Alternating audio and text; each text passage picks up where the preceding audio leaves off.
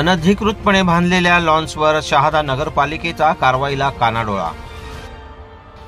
शहादा नगर परिषद हद्दीतील मळवणी शिवारातील survey number 66/123 playground town hall civic centre आरक्षित असून सदर आरक्षित जागेवर अवैधरित्या बांधलेल्या लॉन्सच्या विरोधात आरक्षित जागा ही कर भरणारे रहिवासी यांच्या उपयोगात न येता एका धनाढ्य व्यक्तीकडून तेथे बेकायदेशीर लोखंडी पत्र्याचे शेड व पक्के बांधकाम करून लॉन्स बांधून अनेक वर्षापासून भाडे तत्वावर देऊन लाखो रुपये कमावले असून या परिसरातील नागरिक मोहम्मद इमामुद्दीन लोहार यांनी नगरपालिका मुख्याधिकारी दिनेश सिनारे यांच्याकडे सदर लॉन्स अनधिकृत असल्याच्या तक्रारी केल्या असता नगरपालिकातर्फे दिनांक 28/3/2024 रोजी लॉन्स मालकाला नोटिसीद्वारे 8 दिवसाच्या आत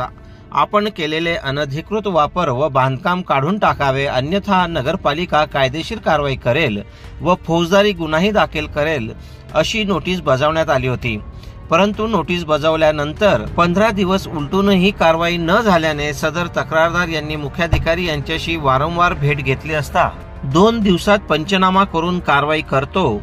इंजिनियर हे सोमवारी व शुक्रवारीच राहतात, ते आल्यावर कारवाई करतो असे तोंडी आश्वासन देऊन फिरवत आहेत। तरी नगरपालिका मुख्याधिकारी यांना मळवणी शिवारातील सर्वे नंबर 66/123 ही जागा आरक्षित असून शहरातील एका इस्माने मनमानी करून जागेवर अवैधरित्या लॉन्स बांधले आहे हे शहादा नगरपालिकेतील अधिकाऱ्यांना माहिती नाही का व माहिती मिळाल्यावर कारवाई करायला उशीर का, किंवा नगरपालिका प्रशासन आर्थिक देवाणघेवाणीमुळे कारवाईला उशीर तर करत नाही ना, असे अनेक प्रश्न यावेळी शहरातील नागरिक उपस्थित करीत आहेत।